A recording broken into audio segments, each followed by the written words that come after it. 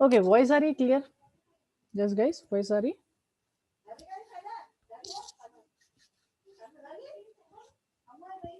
Okay, आ रही है? चलो स्टार्ट करते हैं।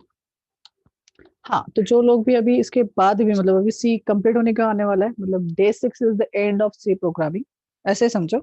डे 7 है, पर डे 7 जो है वो रिलेटेड नहीं है सी से कुछ, है ना। वो जो है वो चेंज होते रहता है, जो टॉपिक है ना डे 7 में, वो सभी लैंग्वेजेस में चेंज होते रहता है। तो वो बस एज अ एडिशन आप देख लो, कि उसको एडिशन समझो, कि उसको अगर आप पढ़ोगे तो अच्छी बात है, बाकी प्रोग्रामिंग लैंग्वेज में भी थोड़ा सा समझ में आ जाएगा। अदरवाइज जो डे 6 है वो आपका डे लास्ट डे है, ऐसा समझो सी का। ओके, और इतना इनफ है, अगर आप कोई भी बड़ी लैंग्वेज पढ़ना चाहते हो तो इतना इनफ है। आज जो डे 6 है वो है स्ट्रक्चर। एंड स्ट्रक्चर बहुत इंपॉर्टेंट टॉपिक है एज हायर प्रोग्रामिंग लैंग्वेज। आप कोई भी प्रोग्रामिंग लैंग्वेज पढ़ना चाहते हो तो आपको स्ट्रक्चर आना कंपलसरी है। अगर आपको स्ट्रक्चर रिलेटेड चीजें समझ में आती है तो इसके बाद की जितनी भी टेक्नोलॉजी आप पढ़ोगे, that is nothing but object oriented programming concept, वो इजीली समझ में आ जाएगा अगर आपको स्ट्रक्चर समझ में आता है तो। स्ट्रक्चर समझा तो यूनियन समझेगा, और यूनियन समझा तो जाके क्लास समझेगी, ये याद रखना। तो स्ट्रक्चर एकदम इंपॉर्टेंट चीज है, मतलब बहुत मोस्ट इंपॉर्टेंट अगर मैं बोलूँ तो सी में स्ट्रक्चर, और सभी जन स्ट्रक्चर में आके गोचे खाते। ठीक है, तो ये वाली चीज अच्छे से पढ़ लो। ओके, चलो स्टार्ट करते हैं। स्ट्रक्चर की वर्ड स्ट्रक्चर है क्या, ये चीज इतना मैंने बता दिया, इंपॉर्टेंस वगैरह दे दी उसको, तो ये स्ट्रक्चर है क्या। तो चलो स्ट्रक्चर को, ये चीज को तो बाद में देखेंगे, सबसे पहले जाके हम चीजें देखते हैं और क्यों स्ट्रक्चर आया वो भी समझते हैं। तो सिंपल सा मैं पेंट प्रोग्राम में जा रहा हूँ, और मुझे क्या करना है मुझे किसी पर्सन की या फिर किसी चीज की डिटेल मुझे सेव करना है। For example, wait a second, suppose ऐसा समझो कि मुझे एक ना छोटा एक लैपटॉप लेना है। मेरे को एक लैपटॉप लेना है, तो लैपटॉप से रिलेटेड मेरे को बहुत सारी इन्फॉर्मेशन रखनी है। तो लैपटॉप से रिलेटेड क्या क्या इन्फॉर्मेशन हो सकती है। तो सबसे पहले इन्फॉर्मेशन अगर मैं बताऊँ तो प्रोसेसर। हम सबसे पहले क्या लगते हैं, प्रोसेसर। सपोज i5 7 Gen, है ना, तो ये क्या हो गया, प्रोसेसर का नाम हो गया। तो पहली चीज तो ये हो गई। सेकेंड, और क्या डिटेल हो सकता है, रैम। इसके अंदर क्या हो सकता है, रैम तो क्या हो सकता है, 4 GB या फिर 8 GB, है ना। ओके, और फिर क्या हो सकता है, HDD। HDD भी हो सकता है, right. HDD suppose 1 TB। Yes, then उसके बाद जीपीयू चलेगा, जीपीयू, है ना। जीपीयू भी हो सकता है, सपोज 2 GHz का उसका जीपीयू है। कुछ भी हो सकता है, कोई भी कंपनी का नाम ले लो, ठीक है। एनवीडिया ले लो या फिर AMD का ले लो, जो भी आप ले सकते हो। SSD ठीक है ना, hard disk and SSD are the same. Okay, थोड़ा सा चेंज है, ये फास्टर है, मोर फास्टर है, लेस फास्टर, ठीक है ना। हार्ड डिस्क में कंसीडर कर लो उसको। और क्या हो सकता है, या कंपनी नेम, बहुत बढ़िया। क्या हो सकता है, कंपनी नेम। तो कंपनी नेम जो भी है, सपोज मैंने ले लिया यहाँ पे, मेरे पास कौन सा है, HP है, मैंने लिया HP, ठीक है। और क्या हो सकता है, या पावर सप्लाई, वो भी डाल सकते हैं, अभी यहाँ पे जगह नहीं है मेरे पास, तो ठीक है, P सप्लाई डाल देता हूँ, ठीक है, चलेगा। P सप्लाई, सपोज ये 18 वोल्ट का 30 W चार्जर है उसका, ठीक है। तो ये जो सारी जो चीजें है ये होगी। और भी हो सकता है उसका वेट, है ना, उसका क्या हो सकता है, वजन वगैरह हो सकता है ना। तो सपोज ये 3.4 kg का है। तो इतना सारा डेटा मुझे रखना है प्रोग्रामेटिकली। अब ये हो गया एक लैपटॉप। वैसे मुझे बहुत सारे लैपटॉप्स के रिकॉर्ड्स मुझे रखना है प्रोग्रामेटिकली, मतलब कि हमारे कंप्यूटर में सेव करना है। सेव करना है, पर जब मैं नेक्स्ट टाइम इस चीज को एक्सेस करूँ तो वो एज ए वन ऑब्जेक्ट आना चाहिए। ये सारा जो डिटेल है वो एक ही साथ कनेक्टेड होना चाहिए। फॉर एग्जाम्पल, ये चीज को मैं बना तो सकता हूँ नॉर्मली। हम अगर देखेंगे तो इसके लिए हम वेरिएबल्स लेके ये डेटा को सेव कर सकते हैं। फॉर एग्जाम्पल, अगर मैं फर्स्ट देखूँ तो ये मुझे फ्लोट दिख रहा है, बिकॉज यहाँ पे पॉइंट आ गया है, तो ये फ्लोट वैल्यू हो जाएंगी। केजी को छोड़ दो, वो तो क्या बोला जाता है, यूनिट है, काउंटिंग यूनिट है। प्रोसेसर i5, उसमें मेरे को कैरेक्टर भी दिख रहा है और नंबर भी दिख रहे हैं, फिर कैरेक्टर फिर नंबर फिर, तो मैं इसको कंसिडर कर सकता हूँ स्ट्रिंग में, बिकॉज एक से ज्यादा चीजें दिख रही है तो ये हो जाएगा स्ट्रिंग। देन रैम दिख रहा है 4 या फिर 8, मतलब ये इंटीजर दिख रहा है, बिकॉज इसमें पॉइंट नहीं है, तो ये डेटा टाइप कहलाएगा इंट। यहाँ पे भी 1 TB या फिर 512 GB हो सकता है, या फिर 2 TB हो सकता है, मतलब ये भी इंटीजर में चल रहा है, तो ये भी हो सकता है इंट में। जीपीयू 2 गीगाहर्ट्ज है ना, 2 पॉइंट में भी आता है ये, तो इसको फ्लोट में कंसीडर करना सही रहेगा। भले ही 2 है पर 2.2 भी आ सकता है, 1.6 भी गीगाहर्ट्ज हो सकता है, तो float value is good.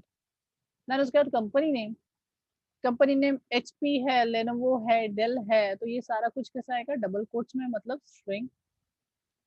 Good. Then power supply में भी मुझे दिख रहा है कि 18 वोल्ट, 18 वोल्ट, 30 वॉट चार्जर, तो उसमें मुझे दिख रहा है कि वी आ रहा है, डब्ल्यू आ रहा है, और वॉट पूरा पूरा भी लिख सकते हैं, तो ये भी क्या हो गया, स्ट्रिंग। बहुत बढ़िया, ये चीजें हमें समझ गई। तो मुझे अगर इस चीज को प्रोग्रामेटिकली लिखना है, मतलब प्रोग्रामेटिकली मुझे ये सारा डेटा को सेव करना है या फिर होल्ड करना है यूजर से लेके, तो मुझे कुछ इस तरीके से करना पड़ेगा। चलो इस चीज को हम प्रैक्टिकली ट्राई करते हैं। मुझे ये सारा डिटेल सपोज मैं रखना चाहता हूँ और उसको प्रिंट करना चाहता हूँ, अभी फिलहाल यूजर से नहीं ले रहा हूँ मैं, क्या बोल रहा हूँ मैं, ये चीज मैं यूजर से नहीं ले रहा हूँ, हार्ड कोडेड। चलो ठीक है, देखते हैं। सबसे पहले हम क्या था मेरा, प्रोसेसर का नाम था, देन रैम था, तो चलो इसको रैम लिख लेते हैं। रैम इक्वल्स टू 4 GB ले रहा हूँ, तो मैंने 4 लिख दिया। देन नेक्स्ट और क्या क्या चीजें थी, थोड़ा सा जाके देखते हैं। वेट था, तो प्रोसेसर तो ले लेते, सीपीयू ले लेते। तो प्रोसेसर जो है वो उसमें कैरेक्टर्स वगैरह भी है, तो यहाँ पे मेरे को स्ट्रिंग बनाना पड़ेगा। तो यहाँ पे मैं बोल रहा हूँ प्रोसेसर मतलब सीपीयू। सीपीयू का नाम देना है, तो सपोज 20 इसमें तो आ ही जाएगा, 20 कैरेक्टर्स में, और यहाँ पे डाल देते हैं सपोज i5 7th Jan। ठीक है, तो ये मैंने स्ट्रिंग डाल दी। ओके, और क्या था, छोटी मोटी 3-4 चीजें डाल रहा हूँ, पूरा पूरा लिखूंगा तो टाइम वेस्ट हो जाएगा। तो इंट ले लिया हमने, एक इंट ले लिया, एक ये ले लिया, और क्या, प्रोसेसर स्पीड ले लेते हैं। ठीक है, प्रोसेसर स्पीड में जीपीयू भी ले सकते हैं अपन। कंपनी नेम, ठीक है, कंपनी नेम भी ले लेते हैं। ठीक है, मतलब 3 डिफरेंट डिफरेंट टाइप के डेटा टाइप वाले में डेटा को ले रहा हूँ। चाहो तो आप पूरा लिख सकते हो, जैसे मैं एक एक करके ले रहा हूँ, आप उस वैसे पूरा भी ले सकते हो। तो मैंने इंट ले लिया, स्ट्रिंग ले लिया, अभी मैं एक फ्लोट वैल्यू ले लेता हूँ। फ्लोट के लिए मैं ले रहा हूँ प्रोसेसर स्पीड या फिर सीपीयू स्पीड करके ले लेता हूँ। और ये जो स्पीड है ये गीगाहर्ट्ज में दिखाते हैं, तो यहाँ पे ले लेते हैं 2.2 गीगाहर्ट्ज का प्रोसेसर है मेरा। ठीक है, तो ये हो गया मेरा फ्लोट। तो ऐसे करके 3 वैल्यूज ले ली। कंपनी नेम चाहिए तो आप ले सकते हो, फिर से कैर लेना पड़ेगा बिकॉज ये है, तो company name double quotes and suppose HP या फिर डेल, जो लेना है आप ले सकते हो, लेने वो भी ले सकते हो, है ना। तो ये डेटा रख दिया। अब इस चीज को पूरा का पूरा प्रिंट करना है मुझे, जितना भी कुछ डेटा डाला है उस चीज को प्रिंट करना है। तो सपोज मुझे पहले सीपीयू को प्रिंट करना है, सीपीयू, चलो कंपनी से स्टार्ट करते हैं। तो सबसे पहले मुझे क्या चाहिए, कंपनी नेम करके प्रिंट करना है मुझे, या %s, %s क्यों, बिकॉज स्ट्रिंग है, एंड कॉमा करके कंपनी नेम वाले ही वेरिएबल में सेव है। Okay, next one new line तो डाल दो। Next duplicate second one is CPU, यहाँ पे ले लेते हैं सीपीयू, एंड उसका स्पीड भी प्रिंट करना है मुझे, तो सीपीयू जो है वो तो कैरेक्टर में है, ठीक है, एंड स्पीड, सीपीयू स्पीड, एक ही इसमें मैं प्रिंट कराना चाहता हूँ। सीपीयू स्पीड जो है वो फ्लोट में रखा है, तो %f ले लिया। ये सारी चीजें आपको समझ में आ रही होंगी बिकॉज ये चीजें पहले ही हो चुकी है, बस मैं प्रिंट करा रहा हूँ। और ये चीजें क्यों ऐसा ऐसे लिख रहे हैं वो भी आपको समझ में आ जाएगा, अंडरस्टैंडिंग आ जाएगी। थोड़ा सा रुक जाओ, सीपीयू एंड कॉमा करके सीपीयू स्पीड, दोनों चीज को प्रिंट करा रहा हूँ एक ही झटके में। ओके, तो ये चीज होगी। अब क्या बच गया, उसका रैम बच गया। ये तीनों चीजों को प्रिंट कर दिया, रैम को भी प्रिंट कर लेता है। फिर से एक बार प्रिंटफ, डबल कोट्स, और यहाँ पे क्या है, रैम, एंड वो इंटीजर में, इसलिए मैं डायरेक्ट इंटीजर में ले रहा हूँ, और यहाँ पे आएगा सिंपली रैम। चलो ठीक है। अब ये तो हो गया एक ही पीसी का, मतलब एक ही लैपटॉप का। ऐसा आप कितने भी लैपटॉप्स के लिए बनाना है, तो देखो मैं इसको रन कर रहा हूँ, आपको हैप्पीली सारा आउटपुट आपको देखने को मिलेगा। ओ, देखो मेरा क्या हुआ, फोर्सफुली स्टॉप हो गया बिकॉज कुछ चीज मैंने गलत कर दी है। क्या गलत किया, देखो कैरेक्टर इसमें मेरे को साइज ही नहीं बताया और मैंने सिर्फ डायरेक्टली डेटा डाल दिया। तो ये हायर प्रोग्रामिंग में तो कर सकते विदाउट साइज करके, यहाँ पे नहीं चलेगा। एंड वो रन टाइम एरर था, कंपाइल टाइम में तो कोई एरर नहीं आया था, बट रन टाइम में उसने एरर दे दिया। या अभी दिख रहा है name equals to HP and CPU i5 7 Gen and CPU speed equals to 2.2 gigahertz का है। अब गीगाहर्ट्ज हमने लिखा नहीं था इसलिए वैसा हुआ। एंड रैम 4 GB, GB भी लिख के आना चाहिए और गीगाहर्ट्ज भी लिख के आना चाहिए। सो इसके बाद हम डाल सकते हैं गीगाहर्ट्ज एंड रैम के पास डाल सकते हैं GB। सेव करते हैं, वंस अगेन हम ट्राई करते हैं प्रिंट करके, तो वैसा लिख के आ रहा है क्या? एंड यू कैन सी आगे 7 Gen and CPU speed is 2.2 GHz and RAM is 4 GB। ठीक है, चलो सही है, हमें इतना दिख रहा है। बट अगर मुझे और एक लैपटॉप का कॉन्फ़िगरेशन को सेव करना है तो फिर मैं क्या करूँ? और एक सेम मतलब सेम डिटेल्स है, सेम कॉन्फ़िगरेशन डालना है, पर वो जो कंपनी है वो है डेल। उसका जो स्पीड है, CPU स्पीड है वो 2.4 गीगाहर्ट्ज है। CPU जो है वो i3 है 5 जनरेशन। रैम जो कैपेसिटी है वो सपोज 8 GB की है। तो मुझे क्या करना पड़ेगा? कोई बता सकता है क्या चेंजेस करूँ? क्या करूँ? मेरे को दोनों को प्रिंट कराना, दोनों चीजों को।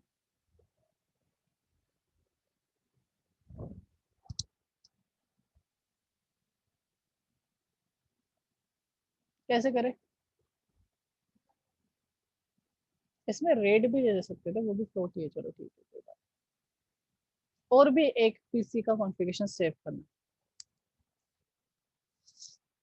सेम नाम के वेरिएबल्स। सेम नाम के वेरिएबल्स हम क्रिएट नहीं कर सकते, वही तो प्रॉब्लम है। अगर मैं यहाँ पे कॉपी करूँ, इस चीज को कॉपी करूँ और इस चीज को मैं पेस्ट कर दूँ और उनका डेटा अगर मैं चेंज करूँ, तो it is not possible. Because मैंने एक चीज सबसे फर्स्ट डे में पढ़ाया था कि सेम नेम के दो वेरिएबल्स नहीं क्रिएट कर सकते। तो क्या करें?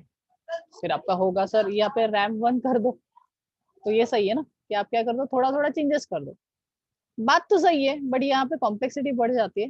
बिकॉज यहाँ पे एक है, एक अगर लैपटॉप है या फिर दो लैपटॉप से या फिर हाथ पे गिनने लायक लैपटॉप है तो ठीक है। बट अगर उससे ज्यादा है तो सपोज मुझे 10 लैपटॉप या फिर 100 लैपटॉप 200 लैपटॉप का डेटा रखना है, तो यहाँ पे आपका जो number of line of code है वो काफी ज्यादा कॉम्प्लेक्स हो जाएगा। काफी मतलब काफी ज्यादा कॉम्प्लेक्स। देखो मैंने रैम 8 GB कर दिया, सपोज ये i3 कर दिया, थोड़ा चेंजेस करना है ना। और सपोज जो कंपनी है वो HP निकाल के डेल कर दिया। और चलो 2.4 बोला था मैंने तो 2.4 कर दिया। तो चलो यहाँ तो ठीक है, दो इसका हो गया और सब में 111 डाल दिया, मतलब रैम 1 CPU 1। बट ये सेंसफुल लग रहा है क्या? रैम 1 क्या होता है ना? अगर और एक बोलूंगा तो फिर से क्या आएगा, RAM 2 and CPU 2 and CPU speed 2। और ये भी चीजें देखो रिपीट हो जाएंगी। तो यहाँ पे आती है कॉम्प्लेक्सिटी, यहाँ पे कॉम्प्लेक्सिटी बढ़ जाती है बिकॉज यहाँ पे चीजें कॉम्प्लेक्स होती जाती है। नेक्स्ट, अगर मुझे कोई एक पर्टिकुलर इस पे चेंजेस करना है, मतलब एक पर्टिकुलर लैपटॉप को पकड़ के उसकी चीजों को चेंज करना है, तो पॉसिबल नहीं है। मुझे ये याद रखना पड़ेगा कि उस लैपटॉप के लिए क्या नंबर है। रैम 1 है, CPU 1 है, CPU स्पीड 1 है, कंपनी 1 है। चलो एक है, दो है, 5 भी है, तब तक भी सही है। अगर 5 लैपटॉप की बात कर रहे हो ना, तब तक भी सही है। 20 लैपटॉप की बात कर रहे हो ना, तब तक भी सही है। बट 20 के ऊपर जब होगा तो कॉम्प्लेक्सिटी हो जाएगी, बिकॉज इतना सारा कोड को मैनेज करना इजी बात नहीं है मेरे भाई। ओके, सेव करते हैं, रन करके देखते हैं। दो पीसी का मैंने यहाँ पे, दो लैपटॉप का मैंने यहाँ पे कॉन्फ़िगरेशन को प्रिंट कराया।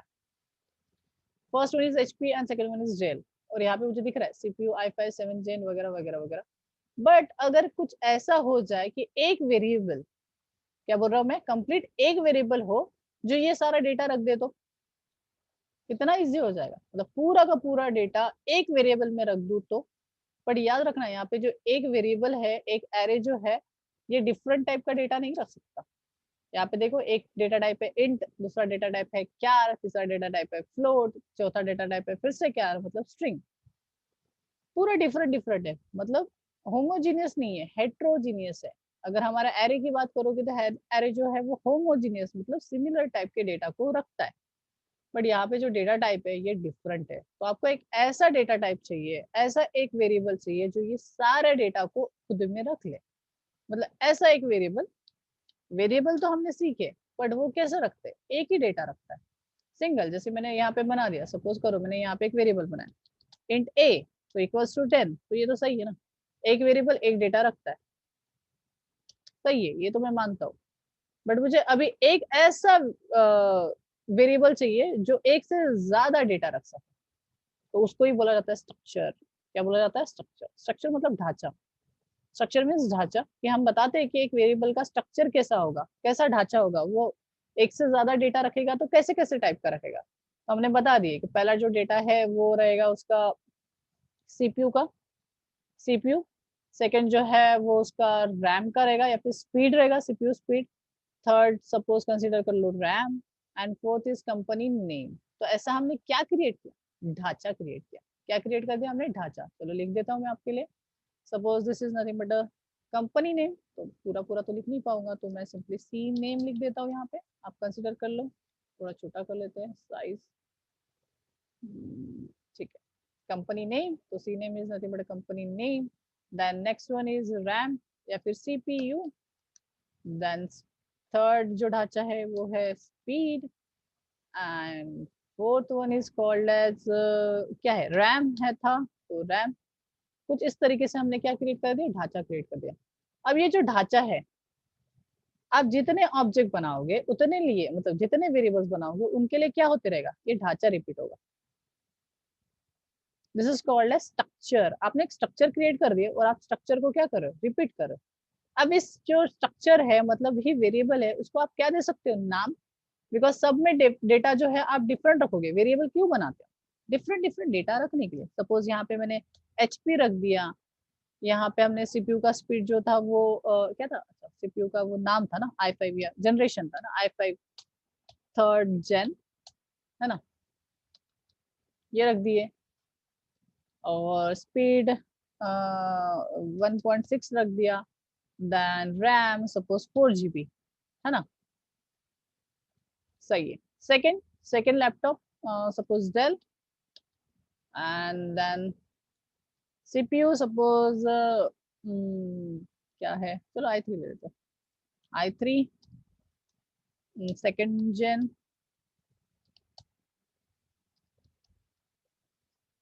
speed 1.8 and RAM suppose 4 GB। Same चीज क्या आता है वो, एम एस, क्या आता है मेरे को पता नहीं, MSE होता है, MSC होता है, जो भी है, ठीक है। लेनोवो भी ले सकते हो, ठीक है, जो लेना है आप ले सकते हो। i7 8 जेन, ऐसी अज्यूम करो कोई भी, ठीक है। देन MSI होता है क्या, okay. Then speed 2.2 GHz and last one is 8 GB। तो कुछ इस तरीके से हमने तीन लैपटॉप को क्या किया, तीन लैपटॉप्स का डेटा रखे।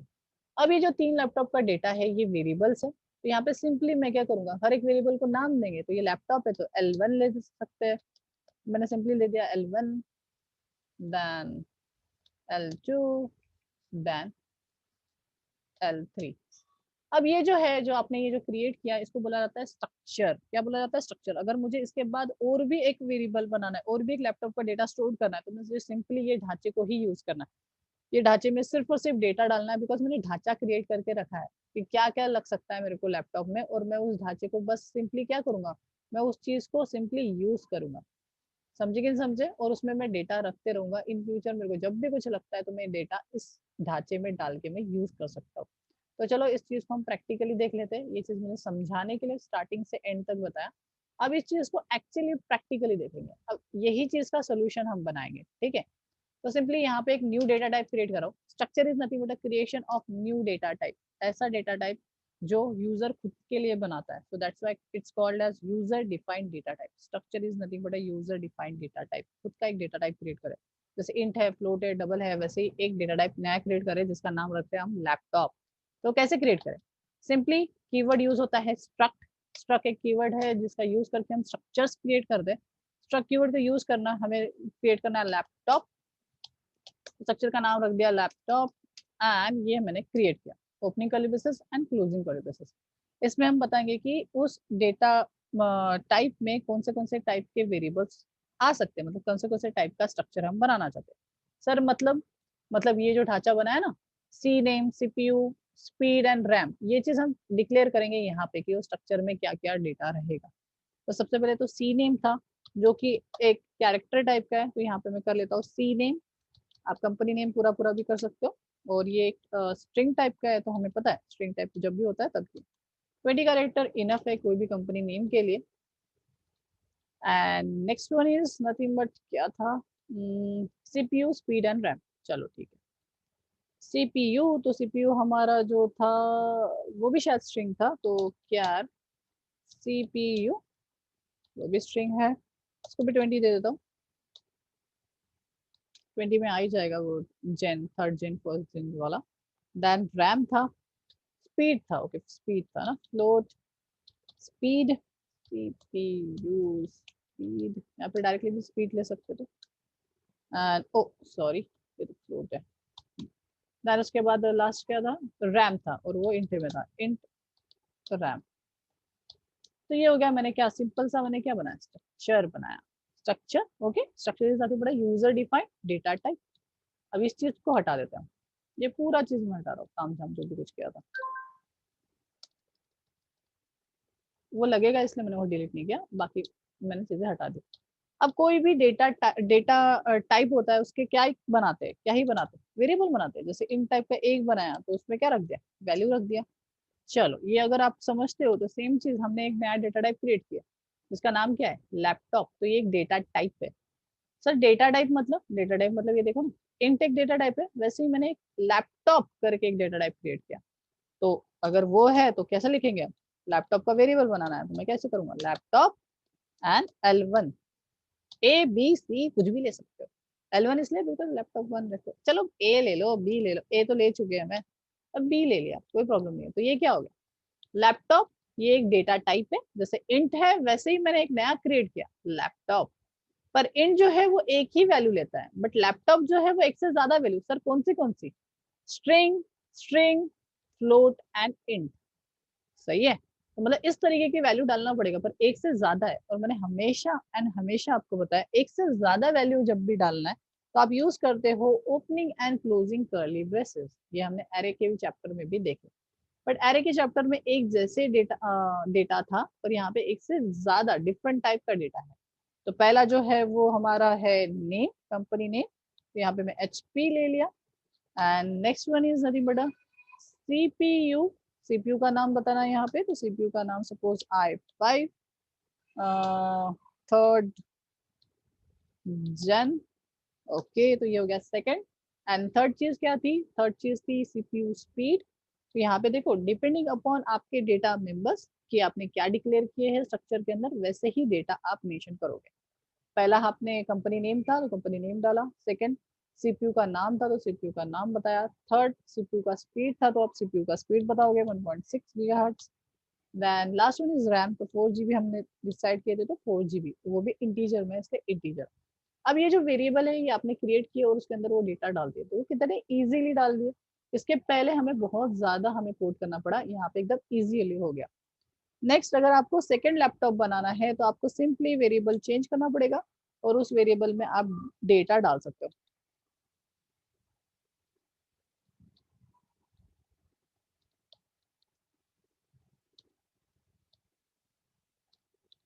देखो कितना इजीली मैंने सेकंड भी बना लिया, तो कुछ इस तरीके से आप बना सकते हो। और यहाँ पे जो पहला लैपटॉप है उसका पूरा डेटा बी में है, और सेकंड लैपटॉप जो है वो पूरा डेटा सी में।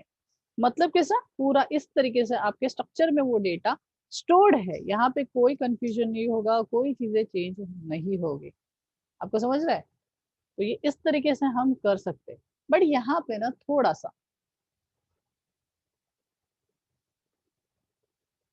जहाँ पे फिफ्थ, हाँ लिख सकते हो, कोई बात नहीं। अच्छा, थर्ड हो गया क्या, फिफ्थ जन चलेगा। Thank you Vaishnavi. ओके, तो आप इस तरीके से कर सकते हो। बट ये जो डेटा टाइप है इसके सामने हमने स्टोरेज क्लासेस पढ़े थे, ऑटो, एक्सट्रीम, रजिस्टर, ऐसे हमने पढ़े थे। तो क्या इसके सामने भी है, तो इसके सामने एक स्टोरेज क्लास लगाना पड़ता है और कंपलसरी लगाना पड़ता है। That is nothing but a struct. क्या लगाना पड़ता है, स्ट्रक्ट। स्ट्रक्ट एक कीवर्ड इसलिए मेंशन करना पड़ता है बिकॉज ये एक यूजर डिफाइंड डेटा टाइप है। ना कि प्री डिफाइंड। हालांकि हम इसके सामने नहीं लगाते, है ना, यहाँ पे डायरेक्टली डेटा टाइप मेंशन करते हैं और वेरिएबल का नाम मेंशन करते हैं, जैसे यहाँ पे वेरिएबल का नाम मेंशन किया। बट यहाँ पे आप डेटा टाइप तो मेंशन करते हो, पर उसके सामने एक कीवर्ड लगाना कंपलसरी है, that is called as struct keyword. Struct keyword लगाने से ही कंपाइलर को पता चलता है कि ये एक यूजर डिफाइंड डेटा टाइप है, बाकी पूरा सेम। ओके, तो यहाँ पे मैं ये चीज हटा देता हूँ, बस ये पढ़ाने के लिए था। और मैंने क्या किया, दो स्ट्रक्चर के वेरिएबल बनाए, पहला बी एंड सेकेंड सी। आप जो नाम देना चाहते हो दे सकते हो। एज अ कंसिडर, ये ना थोड़ा रिलेवेंट नहीं लग रहा है ए एंड बी, तो यहाँ पे इसलिए मैं L1 एंड L2 ले रहा हूँ, because laptop 1 and laptop 2 easy पड़ जाएगा। अब ये जो डेटा डाला है वो सारा का सारा L1 और L2 के अंदर है, जैसे मैंने यहाँ पे मेंशन किया था, L1 के अंदर ये और L2 के अंदर ये डेटा। अब इसमें से डेटा निकालना है, तो डायरेक्टली मैं L1 नहीं लिख सकता। अगर मुझे L1 के अंदर का पूरा डेटा प्रिंट करना है तो मैं डायरेक्टली L1 नहीं लिख सकता। तो फिर कैसे करेंगे? अगर मैं L1 लिखूंगा तो क्या प्रिंट होगा, आप खुद ही सोचो। यहाँ पे अगर मैंने L1 कर दिया, तो कैपिटल L लिया था मैंने, है ना, अगर L1 किया तो कौन सा डेटा, तो समझ में नहीं आएगा कि कौन सा डेटा, सी नेम या फिर सीपीयू का या फिर स्पीड का या रैम का। तो यहाँ पे सिंपल सा एक फंडा है, अगर आपको L1 का कंपनी नेम चाहिए तो आप इसको इसके साथ मेंशन करोगे, मतलब L1 डॉट सी नेम। तो उससे क्या पता चलेगा कि उसका नाम, उसके अंदर का L1 के अंदर का सी नेम, कंपनी नेम। अगर आपको सीपीयू चाहिए तो L1 डॉट सीपीयू, अगर आपको स्पीड चाहिए L1 का तो L1 dot speed, and same चीज रैम के लिए भी। तो चलो मैं यहाँ पे फिर से एक बार, अगर आपको करना है तो सिंपली आप करोगे L1 डॉट सी नेम। तो आपने जो भी लिखा होगा ऊपर में, क्या लिया हमने, सी नेम, उस चीज को आप गेट कर सकते हो। डॉट ऑपरेटर यूज होता है उसके अंदर के डेटा मेंबर्स को एक्सेस करने के लिए। सेम चीज आपको सीपीयू एंड सीपीयू स्पीड के लिए भी वैसे ही करना पड़ेगा। L1, सर L1 क्यों लगा रहे हैं, बिकॉज एक से ज्यादा हम बना सकते हैं वेरिएबल्स, और वहां पे कंफ्यूजन नहीं होनी चाहिए कि किसका सीपीयू का, L1 का, L2 का या L3 का। तो यहाँ पे हमने मेंशन करने की वजह से वो L1 के अंदर का सीपीयू का सीपीयू बताएगा, देन L1 के अंदर का स्पीड बताएगा। इस तरीके से डिफरेंशिएट हो जाएगा। तो यहाँ पे टेंशन लेने की बात नहीं है कि ये किसका डेटा फेच करेगा, तो ये L1 के अंदर का रैम फेच करेगा। करेक्ट है? और यहाँ पे भी सेम चीज मैं यहाँ पे कॉपी पेस्ट कर रहा हूँ, बस L2 कर देंगे। तो चलो ठीक है, इस चीज को डिलीट करके